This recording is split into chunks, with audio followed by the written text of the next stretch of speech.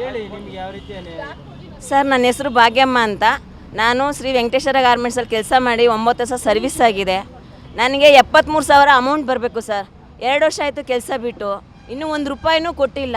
ತಿಂಗಳು ಬರ್ತೀವಿ, ಮಂಗಳವಾರ ಬರ್ತೀವಿ, ಇವತ್ತು ಕೊಡ್ತೀವಿ, ನಾಳೆ ಕೊಡ್ತೀವಿ, ಬರೋ ತಿಂಗಳು ಆಚೆ ತಿಂಗಳು ಅಂತಾರೆ. ತಿಂಗಳು ಬರೋದೇ ಆಗಿದೆ, ಹೋಗೋದೇ ಆಗಿದೆ. 1 ರೂಪಾಯಿನೂ ನನಗೆ ಕೊಟ್ಟಿಲ್ಲ ಸರ್. ತುಂಬ ಅನ್ಯಾಯ ಆಗಿದೆ. ಗೋಕುಲ್ದಾಸ್ ಇಮೇಜಸ್ ಸರ್ ಕೆಲಸ ಮಾಡ್ತಾ ಇರೋದು. ನಾವು ಯಲಹಂಕದ ಹತ್ರ ವಿದ್ಯಾರಣ್ಯಪುರದಿಂದ ಬರ್ತಾ ಇರೋದು. ಏನು ಮಾಡೋದು ಸರ್, ಎಲ್ಲಿ ಹೋಗೋದು? ಬಂದರೆ ಯಾರೂ ನಮಗೆ ರೆಸ್ಪಾನ್ಸೇ ಮಾಡಲ್ಲ. ನಮ್ಗೆ ಅನ್ಯಾಯ ಆಗಿದೆ, ನ್ಯಾಯ ತೋರಿಸ್ಕೊಟ್ಕೊಡಿ ಸರ್. ಸರ್ ಹೌದು ಕೊಡಬೇಕು. ನಂದು 73,000 ಚಿಲ್ಲರೆ ಇದೆ ಸರ್. ಅವರೇ ಬರ್ಕೊಟ್ಟಿದ್ದಾರೆ, ಬೇಕಾದ್ರೆ ತೋರಿಸ್ತೀವಿ.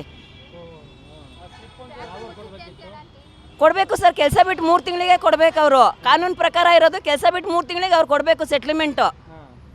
3 ವರ್ಷ ಆದರೂ ಇಲ್ಲ, 6 ವರ್ಷ ಆದರೂ ಇಲ್ಲ, 8 ವರ್ಷ ಆದರೂ ಇಲ್ಲ, 10 ವರ್ಷ ಆಗಿದೆ ಕೆಲವ್ರದ್ದೆಲ್ಲ ಬಿಟ್ಟು. ಇನ್ನು ಯಾರಿಗೊಬ್ರಿಗೂ ನ್ಯಾಯ ಅಂತ ಕೊಟ್ಟಿಲ್ಲ, ಏನು ಅಂತ ಮಾಡ್ತಾ ಇಲ್ಲ. ನಾವು ಬಂದು car garage network great, claim cover great, price wait वाह, प्राइस भी great. Tata AIG car insurance, trusted नाम, फैंटास्टिक नाम. ಹೋಗೋದೇ ಆಗಿದೆ ಸರ್. ಇಲ್ಲಿ ನೋಡ್ರೆ ಎಲ್ಲ ಒಂದೊಂದು ಫ್ಯಾಕ್ಟ್ರಿ ಮುಚ್ಕೊಂಬರ್ತಾ ಇದೆ. ಫಸ್ಟ್ 30 ಫ್ಯಾಕ್ಟ್ರಿ ಇತ್ತು ಅವ್ರದ್ದು, ಈಗ ಬರೀ 2 ಬಂದು ನಿಂತಿದೆ. ಇಲ್ಲಿ ಎಲ್ಲ ತೆಲಂಗಾಣಗೆ ಹೋಗಿದ್ದಾರೆ ಸರ್. ಅವರು ಶಿಫ್ಟ್ ಮಾಡ್ಕೊಂಡು ತೆಲಂಗಾಣದಲ್ಲಿ ಫ್ಯಾಕ್ಟ್ರಿ ಓಪನ್ ಮಾಡಿದ್ದಾರೆ. ಇಲ್ಲಿದೆಲ್ಲ ತೊಗೊಂಡೋಗಿ ಅಲ್ಲಾಗ್ತಿದ್ದಾರೆ. ಕಂಪ್ನಿ ನಾಶ ನಡೀತಿದೆ, ಹಾಗೆ ಹೀಗೆ ಅಂತ ಹೇಳ್ತಿದ್ದಾರೆ. ಒಬ್ಬರು MD ಸರ್ನ ಮೀಟ್ ಮಾಡ್ತೀವಿ ಅಂದರೆ ಒಬ್ಬರು ರೆಸ್ಪಾನ್ಸ್ ಮಾಡಲ್ಲ. MD ಬರಲ್ಲ. HR ಮ್ಯಾನೇಜರ್ ಸುಮೀರ್ ಸರ್ ಸುಮೀರ್ ಹಿಂದೂಜಾ ಅಂತ ಅವ್ರ ಹೆಸರು. ಕರ್ಸಿ ಅಂತ HR ಮೇಡಮ್ ಕೇಳಿದ್ರೆ ಕರ್ಸ್ತಾನೇ ಇಲ್ಲ. ಇವಾಗ ನೋಡಿ 10-11 ಗಂಟೆ ಆಯಿತು ನಾವು ನೈಟು. ಅವ್ರನ್ನ ಮಾತ್ರ ಪೊಲೀಸ್ ಪ್ರೊಟೆಕ್ಷನ್ ಕೊಟ್ಟು ಮನೆಗೆ ಕಳಿಸ್ಕೊಟ್ರು. ನಮ್ಮನ್ನ ಯಾರೂ ಇಲ್ಲಿ ಏನು ಇದು ಮಾಡೋರಿಲ್ಲ. ನಾವು ಆರಾಮಾಗಿ ಇಲ್ಲಿದ್ದೀವಿ. ಏನು ಮಾಡಬೇಕು? ನಮ್ಮ ಕಷ್ಟ ಸುಖ ಯಾರಿಗೆ ಹೇಳಬೇಕು ಸರ್? ಹೇಳಿ, ನಮಗೆ ನ್ಯಾಯ ದೊರಕಿಸ್ಕೊಡಿ. ನಮಗೆ ನ್ಯಾಯ ಬೇಕು. ಸುಮಾರು ಬರೋದಿದೆ ಸರ್. ಒಬ್ಬೊಬ್ರಿಗೆ ಒಂದೊಂದು ಥರ ಅಮೌಂಟ್ ಬರಬೇಕು. 10,000 15,000ದಿಂದ 1 ಲಕ್ಷ 2 ಲಕ್ಷವರೆಗೂ ಬರಬೇಕು ಸರ್. ಇಬ್ಬರಿಗೇನೋ ಬರಬೇಕು ಜಾಸ್ತಿ ಅಮೌಂಟು. 1.5 ಲಕ್ಷ ಮೇಲೆ ಬರಬೇಕು ಇಬ್ಬರಿಗೆ. ಹೌದು ಸರ್, ಬರ್ಕೊಟ್ಟಿದ್ದಾರೆ. ಕೊಟ್ಟಿಲ್ಲ, ಅವರೇ ಬರ್ಕೊಟ್ಟಿರೋದು ಸರ್. ಕಾನೂನು ಪ್ರಕಾರ ಹೋದರೆ ಕೆಲಸ ಬಿಟ್ಟು 3 ತಿಂಗಳೊಳಗಡೆ ಎಲ್ಲ ಕೊಡಬೇಕು. ಬೇರೆ ಫ್ಯಾಕ್ಟ್ರಿಗಳಲ್ಲೆಲ್ಲ ಹಂಗೆ ಸರ್ ಮಾಡೋದು. 3 ತಿಂಗಳೊಳಗಡೆ ವಿತಿನ್ 3 ತಿಂಗಳೊಳಗಡೆ ಎಲ್ಲ ಕ್ಲಿಯರ್ ಆಗಿಬಿಡುತ್ತೆ. ಇಲ್ಲಿ 3 ವರ್ಷ ಆದರೂ ಇಲ್ಲ, 10 ವರ್ಷ ಆದರೂ ಇಲ್ಲ. ನನಗೆ 9 ವರ್ಷದ್ದು ಬರಬೇಕು. 2 ವರ್ಷ ಆಯಿತು ಕೆಲಸ ಬಿಟ್ಟು, 1 ವರ್ಷ 8 ತಿಂಗಳಾಗಿದೆ ಸರ್.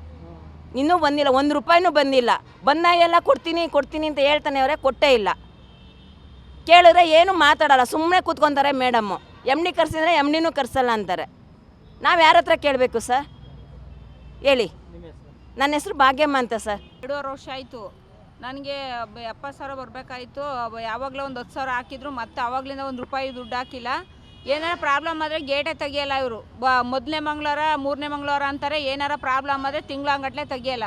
ಆಮೇಲೆ ಮತ್ತೆ ಈ ಫ್ಯಾಕ್ಟ್ರಿ ಬೇರೆ ಮುಚ್ಕೊಂಡು ಹೋಗ್ತೀವಿ ಅಂತ ಎಲ್ಲ ಹೇಳ್ತಾವ್ರೆ. ನಮಗೆ ಸೆಟ್ಲ್ಮೆಂಟು ಕೊಟ್ಟಿಲ್ಲ. ಇವತ್ತು ಬಂದರೆ 12 ಗಂಟೆ ಆಗಕ್ಕೆ ಬಂದೈತೆ. HRD ಮೇಡಮ್ನ ಪೊಲೀಸ್ ಸೆಕ್ಯೂರಿಟಿಯಿಂದ ಹೊರಗಡೆ ಕಳ್ಸವ್ರೆ. ನಾವೇನು ಲೇಡೀಸ್ ಅಲ್ವಾ? ಅವ್ರು ಮಾತ್ರ ಲೇಡೀಸಾ?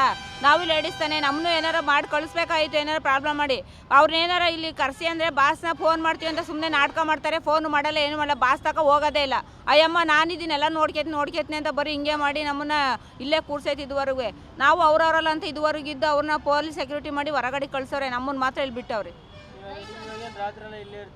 ನಾವು ನೈಟ್ ಇರ್ತೀವಿ ಸರ್. ನಾವು ಬಾಸ್ ಬಂದದ್ದು ಏನು ತೀರ್ಮಾನ ಮಾಡ್ತಾರೆ ಮಾಡಲಿ. ಅವ್ರು ಹೆಂಗೆ ಹೋದ್ರು? ಅವರು ಲೇಡೀಸ್, ನಾವು ಲೇಡೀಸ್ ತಾನೆ. ಅವ್ರನ್ನ ಹೆಂಗೆ ಕಳಿಸಿದ್ರು? ಬಾಸ್ ಬಂದು ಏನು ಮಾಡ್ತಾರೆ ಮಾಡಲಿ. ಅಷ್ಟೊತ್ತಾಗ ನಾವು ಇಲ್ಲೇ ಇರ್ತೀವಿ. ಇಲ್ಲೇ ಇರ್ತೀವಿ ಸರ್, ನಾವು ಹೋಗಲ್ಲ. ನಮ್ಗೆ ಸೆಟ್ಲ್ಮೆಂಟ್ ಬೇಕು ಸರ್. ನಮಗೂ 9 ವರ್ಷ ಸರ್ವಿಸ್ ಮಾಡಿದ್ದೀವಿ, ಸೆಟ್ಲ್ಮೆಂಟ್ ಬಂದಿಲ್ಲ ನಮಗೂ. ಊಟ ಏನೂ ಇಲ್ಲ. ನಾವು ಊಟ ತಿಂಡಿ ಏನೂ ಇಲ್ಲ. ಮಧ್ಯಾಹ್ನ ಊಟ ಒಂದು ತರಿಸಿರೋ ಅಷ್ಟೇ. ಇವಾಗ ಎಂಥದ್ದು ಇಲ್ಲ. 12 ಗಂಟೆ ಆಗೈತೆ, ಏನೂ ಇಲ್ಲ ನಮಗೂ. ನನ್ನ ಹೆಸರು ರತ್ನ ಸರ್.